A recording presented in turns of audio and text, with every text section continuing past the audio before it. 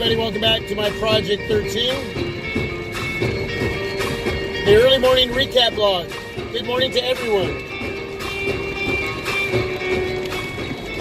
Hope everybody's having a great morning, playing some music, drinking my coffee, and good to be chit-chatting with all of you. Now, I don't know if you can notice this on the windshield, but there is snow coming down, mixed with the rain right now. There was a chance of this going on for a couple days. A little surprising, though, going into spring break this next week. Not for me, but for the kids. I should have asked for the week off. I've never asked for spring break off. I wish at some point I would have. It would have been nice to do something with the family. Coverage on the Samsung Galaxy S9 Plus. That's what's been happening all this last week. That's what we're recapping. Anything on your mind that you want to talk about, sure, please leave that down below in the comment section. Leave some feedback. Got the S9 Plus right now, shooting this video 1080p 60 frames per second, and there is that 10-minute limit. So I'll try to get all of this done within the 10 minutes, because I don't want to have to edit two videos together and then upload that. Want to try to do it all in one shot. For me, one of the highlights of the week was actually yesterday. I was finally able to get to a live stream. I haven't gotten to a live stream in quite some time, and I know I never give any forewarning. My apologies, but I appreciate all of you that jump in at that last second. A lot of you are working, you're out and about doing your thing, and all of a sudden you get a notification that I'm live. And but I appreciate you jumping in and being a part of the conversation yesterday. Really great conversation. During that conversation, I was at Taco Bell having lunch, and the S9 Plus just started going crazy with focus hunting using the front-facing camera. And that was as bad as it's gotten since I brought in the device to review, well, for myself and to review for the team. I've had a little bit of focus hunting here and there, but nothing to be concerned about. And then the last few days, I noticed it a little bit more, and then yesterday just went crazy. A lot of you were saying it was a YouTube thing.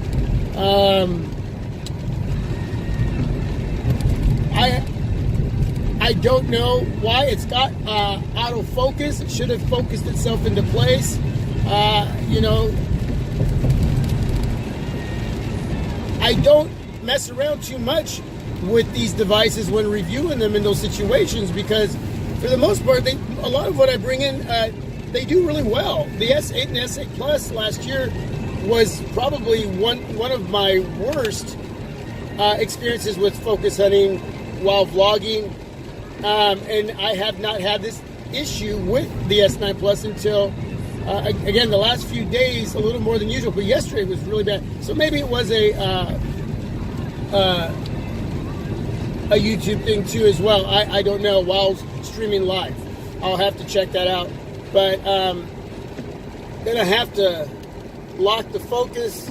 But right now, while shooting this video, I don't see any of that going on. So it may just be with the front-facing camera.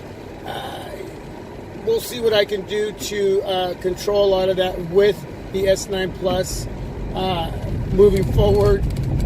If it's something that Samsung has to address, I'm sure they'll do it just like they did with the S8 and S8 Plus. So I like to just be able to hit record and start yip-yapping with all of you and not worry about too many of the settings area to try to control the stability. And if that's what I'm going to have to do, I'll do that. But I'm not going to return the device because of that, because the S8, S8 Plus experience did get better. The Note 8, phenomenal.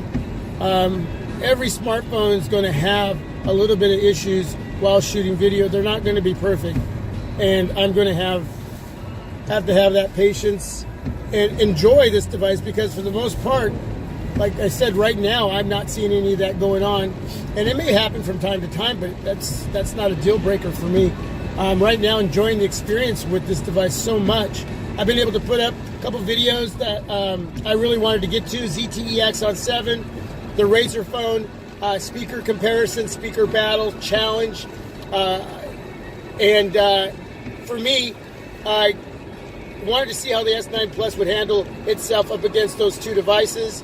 And wow, 3 top devices with dual speaker setup.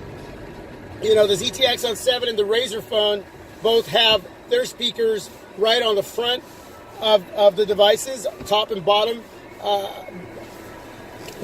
Bezel area is all speakers. And then the S9 Plus, top and then bottom right-hand corner. So not exactly aesthetically set up the same way, but the S9 Plus is amazing when it comes to the quality of audio that your ears are receiving when listening to music, watching movies, videos.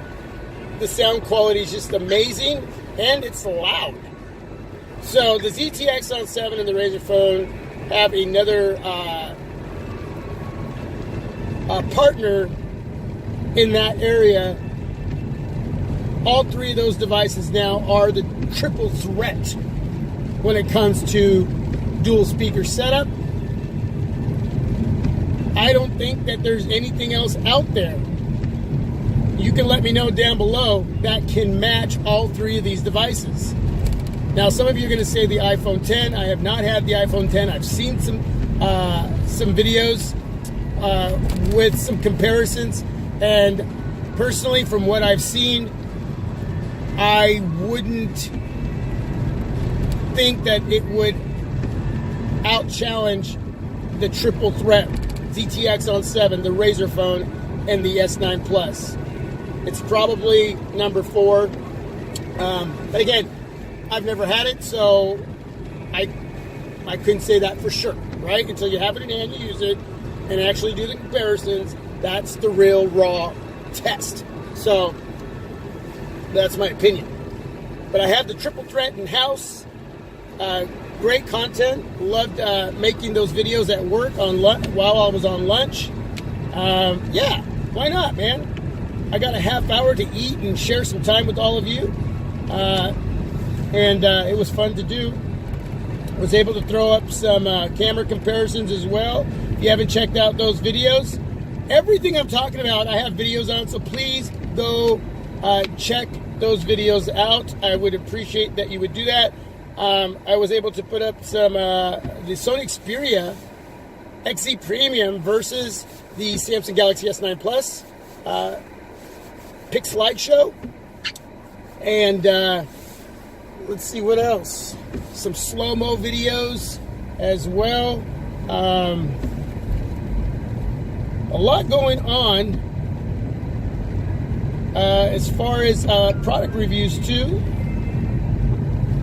Brought in a black smoke clear case from Moco, and was able to review. So I got the Moco case review up, the Tudia cases review up, and the Poetic Affinity case. Thank you to all those companies. If you're watching this video, shout out to all of you for your support. Great cases, all of them working with my tempered glass screen protector from Oteo. Shout out to Oteo. They're going to be actually sending me another tempered glass screen protector.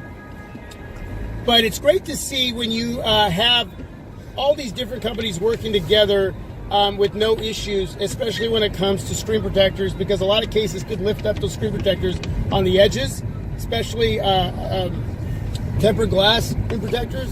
And so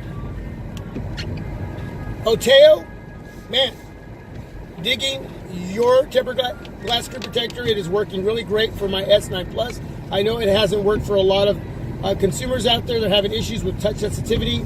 If you have the S9 Plus, you can go into the settings and advanced settings, and there's an option there to turn on touch sensitivity, and that will allow your tempered glass screen protector, not just the Oteo, but others, to work even better with that touch response on your display. So turn that on.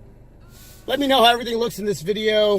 And I didn't notice anything out of the ordinary in this video at all when it came to focus hunting. Front-facing cam having those issues, but I'll figure it out.